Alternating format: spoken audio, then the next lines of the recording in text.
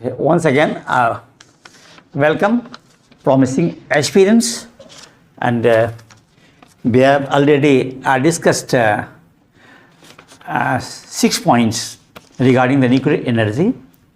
Now, come to the point number 7. Okay, I told you that within the nucleus there are neutrons and protons, right? अब suppose करो you asked to manufacture nucleus, nucleus बनाने के लिए आपको कहा जाए और न्यूट्रॉन प्रोटॉन दे दिया जाए, तो आपसे पूछा जाए कि बने हुए न्यूक्लियस की मात्रा कितनी होगी। ऐसा लगता है कि न्यूट्रॉन की मात्रा प्लस प्रोटॉन की मात्रा वही न्यूक्लियस की मात्रा होगी। नहीं, it's wrong. The mass of the nucleus formed is always less than the mass of the nucleons. Nucleons मैंने इसलिए कहा कि nucleons, न्यूट्रॉन और प्रोटॉन को nucleons बोलते हैं। Remember, the mass of the nucleus formed is always less than the mass of the nucleons responsible to form the nucleus, right? Common sense, I'm telling you. Say this is mass of the neutron. This is mass of the proton. This is before the formation of the nucleus. Nucleus बनने के पहले, before nucleus formation, nucleus बनने के पहले। अब nucleus बनने के बाद जो मात्रा है, सपोज करो कि वो हमारा Mn है। N stand for the nucleus। Very clear? तो याद रखिएगा, Mn is every time less than Mn plus P, right? Mass of the nucleus formed is every time less than that of the mass, sum of the masses of the nucleons responsible for the formation of the nucleus, right? It means there is a difference.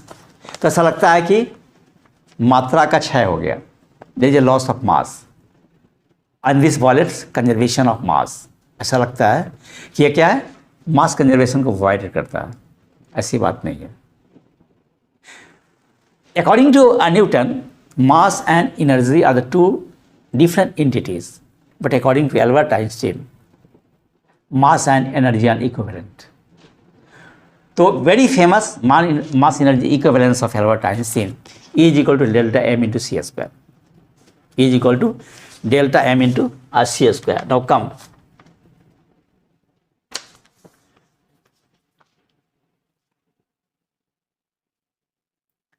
So, next point is ours. Say E is equal to delta m into c square. Of course, this is in joule. Joule में होगा ये. And c speed of light in vacuum, it is your 3 into 10 to the power 8 meter per second almost. निर्वात में प्रकाश का वेग कितना होगा? 3 into 10 to the power 8 meter per second. Remember, right? And this delta m is the, this is what? Say Mn plus Mp and minus Mn. This is called mass defect. Difference जो mass का हुआ, this is called mass defect.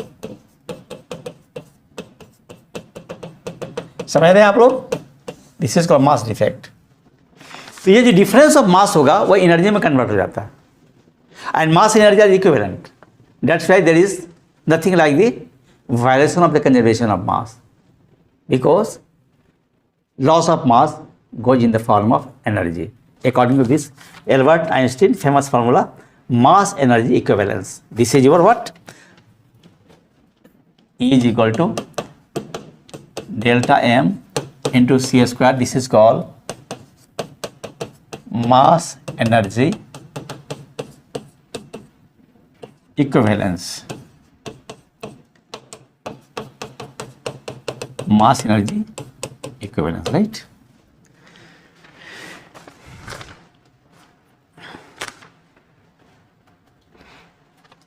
Now this so-called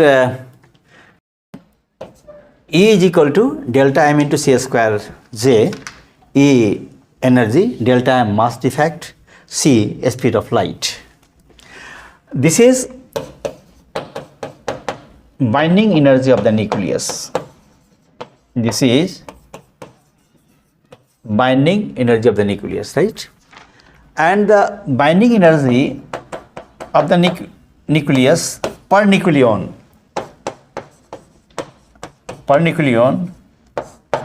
is constant.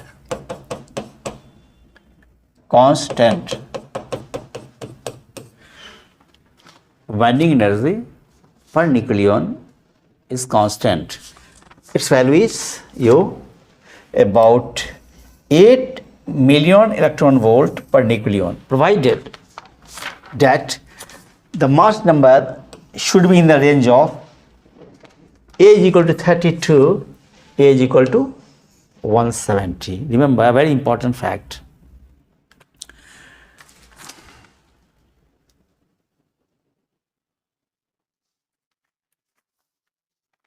Next, now say there is a chemical process.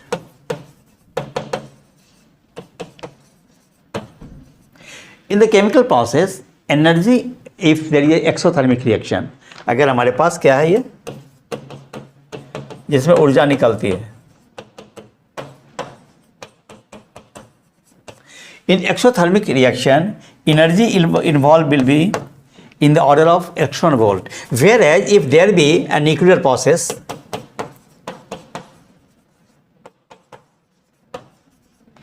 then the energy will be involved in the order of million electron and volt, right?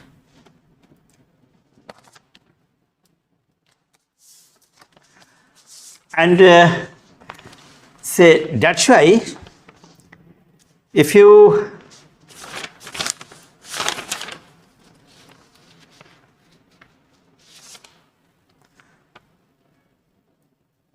now next come to the next slide. The Q value of a nuclear process is equal to Q of final kinetic energy minus initial kinetic energy, and due to conservation of mass energy, this is also a Q is equal to sum of initial masses minus sum of final masses multiplied by C square. It means E is equal to delta M into a C square. Now I come to the radioactivity, right? Radioactivity is जैसे हमारे पास जो भी higher atomic mass के जो भी nuclei है हमारे से मोर than 90, say the nucleus having atomic more than 90, जैसे यूरेनियम है, थोरियम है, प्लूटोनियम है, right? These are called the radioactive elements, radioactive nuclei. Very clear. कारण क्या है कि मास नंबर बहुत ज़्यादा है, इसलिए इनके न्यूक्लियस खुद स्वतः टूट जाते हैं. क्या हो जाता है? स्वतः टूट जाते हैं.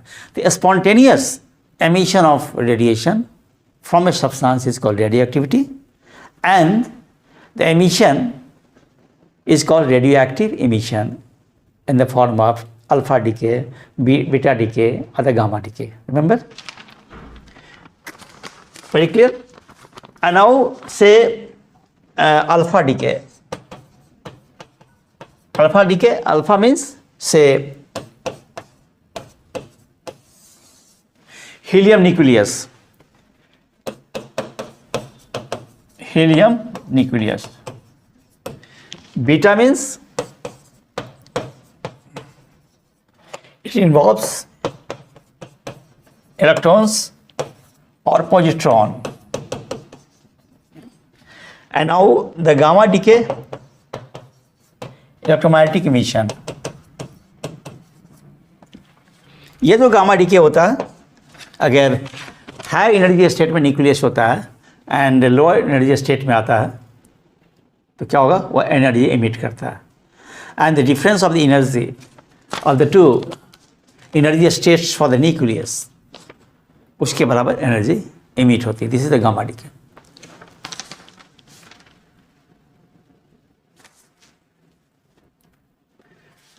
Next, now you can know something more about the decay process.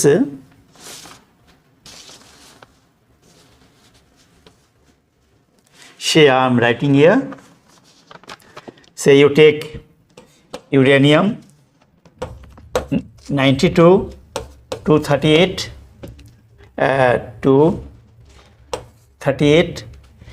It decays into thorium 90 to 34 plus.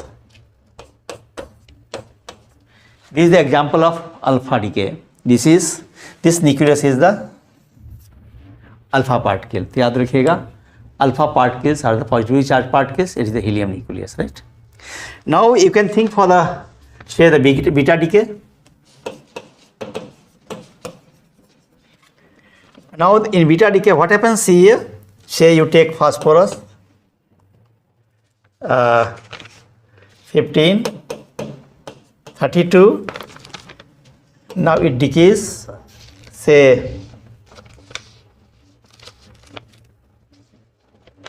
this is your sulfur 16, 32 plus electron and plus a new.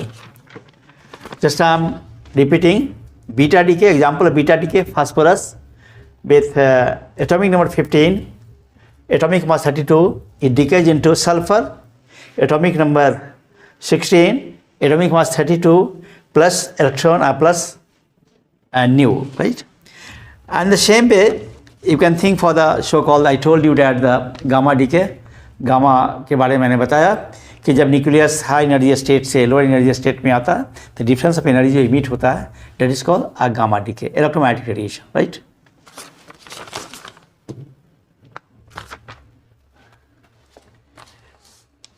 Now come to share an example of nuclear fission. In fact, nuclear reaction will be in two forms. One is your fission, another one is your fusion. पहला क्या है? Fission है. Fission में क्या होगा? Heavy nucleus neutron के bombardment से वो लाइटर न्यूक्लियर में टूट जाते हैं और एनर्जी निकलता है. फ्यूजन में क्या होगा? FUSION, union of the two lighter nuclei. दो हल्के जो न्यूक्लियाई होते हैं वो मिलके अपेक्षाकृत बड़े न्यूक्लियस का निर्माण करते हैं और एनर्जी निकलती है, राइट? जैसे हमारा जो न्यूक्लियर रिएक्टर है, न्यूक्लियर रिएक्टर में कंट्रोल फ्यूजन की क्रिया होती है. उसी तरीके से हमारा अगर एटम बम की बात करेंगे तो वहाँ पर अनकंट्रोल्ड न्यूक्लियर फ्यूजन होता है. यदि if you see the energy in the star और सन में एनर्जी की यदि बात करेंगे तो वहाँ पर न्यूक्लियर फ्यूजन होता है और वहाँ पर क्या होगा? 4 hydrogen nuclei fuse together to form a helium nucleus और उससे एनर्जी निकलती है. बाकी मैं बता दूँ, for nuclear fusion to bring about we need very large temperature. यदि फ्यूजन की क्रिया कराना चाहते हो, यदि दो लाइटर न्यूक्लियाई को फ्यूज़ करा के अपेक्षाकृत बड़ा न्यूक्लियस बनाना चाहते हो, काफ़ी परिमाण में एनर्जी की ज़रूरत पड़ेगी आपको. तो 10⁻7 डिग्री सेल्सियस टेम्परेचर की जरूरत पड़ेगी और ये 10⁻7 डिग्री सेल्सियस ये फ्यूजन से ही क्रिएट हो सकता है. And that's why to bring about the nuclear fusion you have to be ready for the nuclear fusion, right? अब एग्जाम्पल हमारे पास है ये, यहाँ पे आप देख रहे हैं, यहाँ ये यूरेनियम 235 है. ये चूँकि ये क्या होता है? स्लो न्यूट्रॉन से टूट जाता है. किससे टूट जाता है? स्लो का मतलब thermal. Slow mean thermal. Slow neutron से टूट जाता है ये आपका. तो ये आपका यूरेनियम 235 है. इस पर न्यूट्रॉन का बम्बार्डमेंट होगा and you will gate Sb with atomic number 51, charge number 133, and Nv with atomic number 41 and charge number mass number 99, and along with you get 4 neutron. साथ साथ चूँकि ये जो जितने भी मिलते हैं हमारे, ये क्या होगा? काफ़ी एनर्जेटिक होते हैं और ये रेडियो एक्टिव होते हैं, इसलिए ये तब तक एनर्जी रेडिएट करते रहते हैं जब तक कि वह स्टेबल नहीं हो जाता है. This is example of nuclear fusion. Nuclear fusion, right?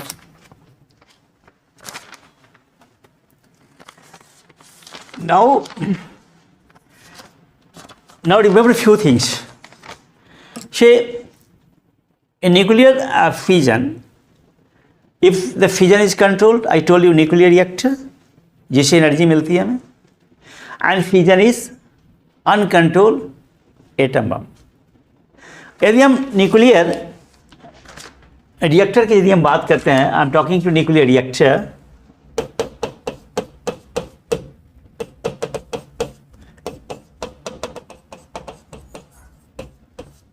Nuclear reactor में जो कंपोनेंट्स रहेंगे हमारे, कंट्रोल रॉड्स होंगे. याद कर लेंगे इसको, पूछता है ये. कंट्रोल रॉड्स होता है वो कैडमियम का होता है, CD कैडमियम याद रखेंगे. दूसरा क्या होता है, मॉडरेटर का कंट्रोल रॉड्स का काम होता है टू एब्जॉर्ब न्यूट्रॉन. याद रखेंगे. कोई पूछेगा कि what is the function of controller in nuclear reactor. Nuclear reactor में कंट्रोलर का क्या काम होता है, तो आप कहेंगे टू एब्जॉर्ब न्यूट्रॉन. इनफैक्ट हर एक फ्यूजन में 3 न्यूट्रॉन निकलता है, और यदि तीनों न्यूट्रॉन को अगर अलाउ कर दें हम फ्रेश यूरेनियम न्यूक्लियस को तोड़ने के लिए, तो क्या होगा, ये काफ़ी कंट्रोल हो जाएगा. और साथ साथ ये भी संभव है कि सारे के सारे न्यूट्रॉन्स ये कैपेबल नहीं भी हों कि वह क्या है, न्यूक्लियर फ्यूजन की क्रिया को करा सके फर्दर. या हो सकता है कि अगर न्यूट्रॉन्स बहुत फास्ट है तो fast neutrons can go out of the bulk of the so call the fuel because of high kinetic energy. तो इसलिए ज़रूरत क्या पड़ेगा हमारा, पहला कंट्रोल रॉड्स मैंने बताया कि 4 में से अगर 3 न्यूट्रॉन निकला, 3 में 2 को शोषित कर लिया, एब्जॉर्ब कर लिया, एक ही बचा, तो सस्टेन तरीके से न्यूक्लियर फ्यूजन की क्रिया होती रही और एनर्जी मिलती रही. सेकेंड मैंने क्या बताया, मॉडरेटर के रूप में जो इस्तेमाल होता है आपका H2O, वाटर, ड्यूटेरियम ऑक्साइड और नेक्स्ट ग्रेफाइट. ये सब याद रखेंगे आप. जैसे हमारे पास भाभा एटॉमिक रिसर्च सेंटर में अप्सरा जो है न्यूक्लियर रिएक्टर है, वहाँ पे क्या होगा, मॉडरेटर जो है वाटर है आपका. बाकी शेष जगहों में हमारा ड्यूटेरियम ऑक्साइड जिसे हेवी वाटर भी हम बोलते हैं, राइट. एंड तीसरा जो होता है हमारा है, तो मॉडरेटर का क्या काम हुआ, to slow down the neutron. ये एब्जॉर्ब करेगा, ये स्लो डाउन किसको, न्यूट्रॉन को. एंड तीसरा होता है हमारा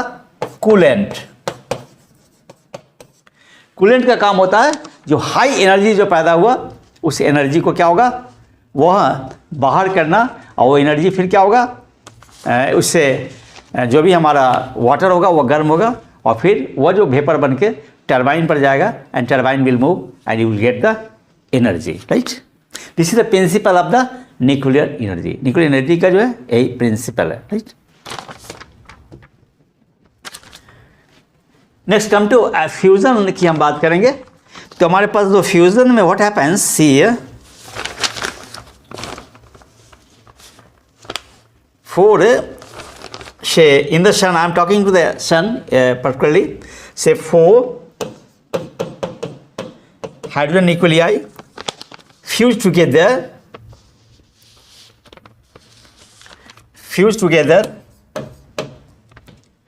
to give helium nucleus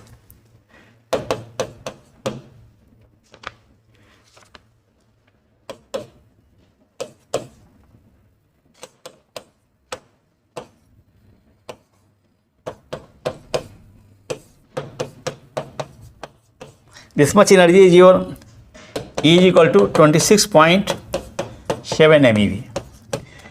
ये क्या है, this is the so call within the सन.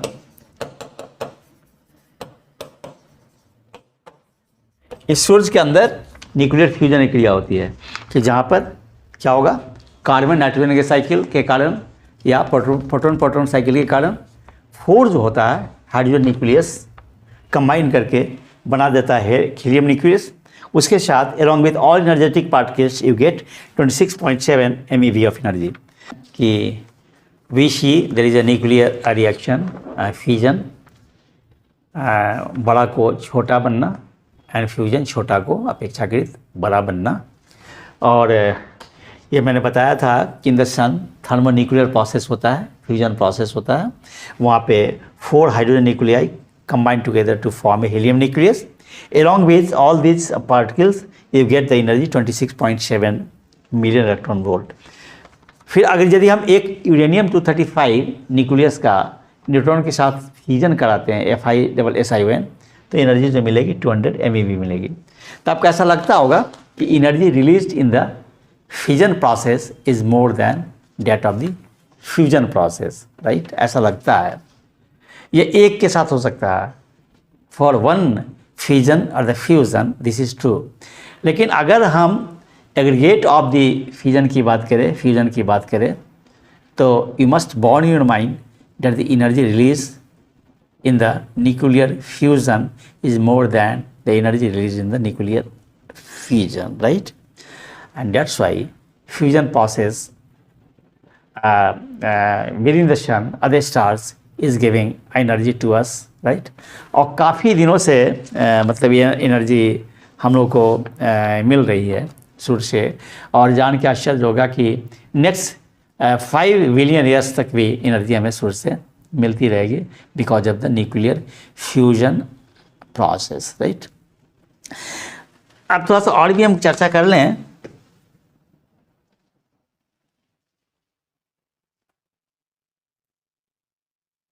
ये समथिंग अबाउट द मास है, ये एटॉमिक मास यूनिट है, और डिसइंटीग्रेशन और डीके कांस्टेंट है, और ये जस्ट एटॉमिक मास यूनिट। इसका डेफिनेशंस पहले फिर चर्चा हम लोग कर चुके हैं।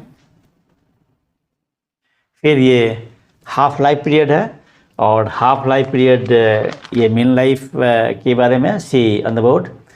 और ये हमारा जो measure of the activity of radio active source है।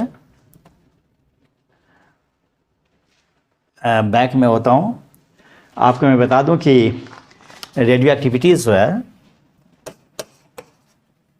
शुड आई राइट हियर, यहाँ मैं लिखता हूँ रेडियो एक्टिविटी। ये रेडियो एक्टिविटी की इकाई जो है मैं बता दूं आपसे, बैक्यूरियल है, और 1 becquerel is equal to 1 disintegration per second और 1 decay per second. Unit of पूछा जाता है, पूछे जा सकते हैं। The unit of radioactivity is becquerel, scientist का नाम है, और 1 becquerel is equal to 1 decay per second और 1 disintegration per second, right? Next unit हमारा क्यूरी है।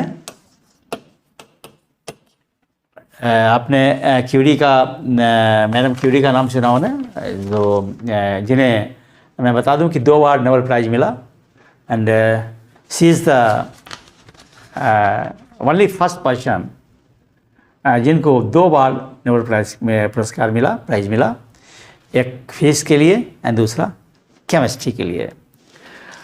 उनके नाम पे भी यूनिट है, और ये 1 क्यूरी, ये भी क्या है, रेडियो एक्टिविटी की इकाई है, and 1 curie is equal to 3.7 into becquerel. तो दीज आर द यूनिट्स, इसको याद रखेंगे आप।